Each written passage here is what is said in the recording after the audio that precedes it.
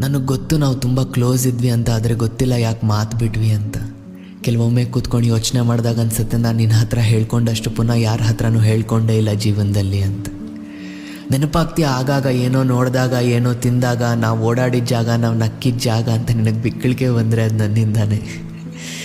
ತುಂಬ ಸರ್ತಿ ಇನ್ನೇನು ಮೆಸೇಜ್ ಮಾಡಿಬಿಡೋಣ ಅಂತ ಅಂದ್ಕೊಂಡು ಸುಮ್ಮನೆ ಆಗೋಗ್ತೀನಿ, ಬೇರೆ ಏನೂ ಅಲ್ಲ. ನಾನು ಅಷ್ಟೆಲ್ಲ ಯೋಚನೆ ಮಾಡಿ ನಿನಗೊಂದು ಮೆಸೇಜ್ ಮಾಡಿದಾಗ ನೀನು ಪುನಃ ರಿಪ್ಲೈ ಮಾಡಲಿಲ್ಲ ಅಂದರೆ ಅಂತ ಭಯ ಅಷ್ಟೆ. ನಾಪ್ಕನೇ ಬರಲ್ವಾ ನಾನು?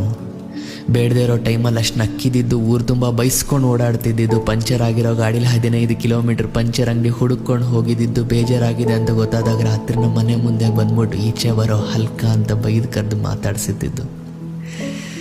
ಜಗಳ ಏನಾಗಿತ್ತು, ಏನಕ್ಕಾಗಿತ್ತು ಅಂತ ಎಷ್ಟು ಯೋಚನೆ ಮಾಡಿದ್ರು ತಲೆಗೆ ಬರ್ತಿಲ್ಲ. ಏನೋ ಬೇಡದೇ ಇರೋಗಳಿಗೆ ಸುತ್ತಮುತ್ತ ಜನ ಏನೋ ಹೇಳಿರ್ಬೋದು, ನಾವು ಕೇಳಿರ್ಬೋದು, ಅದಕ್ಕೆ ಮಾತೇ ನಿಲ್ಲಿಸ್ಬಿಡೋದ? ನಾನು ಕೇಳಿದ್ದೆ ಎಲ್ಲರ ಜೀವನದಲ್ಲೂ ಇದಾಗತ್ತೆ, ಇದೇನು ಹೊಸ ವಿಷಯ ಅಲ್ಲ ಅಂತ. ನನಗಾಗೋದು ಬೇಡ.